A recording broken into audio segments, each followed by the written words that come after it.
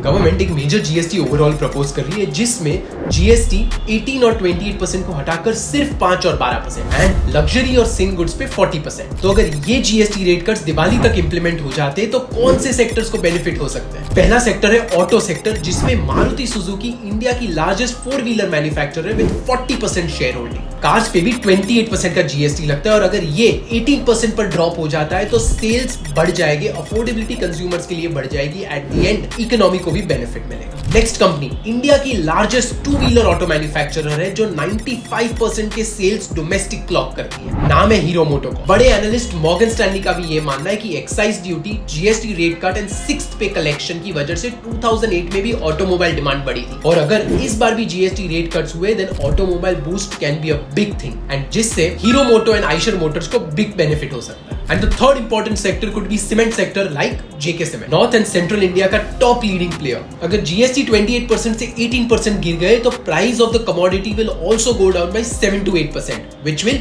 increase sale and give a bigger boost to housing and infra.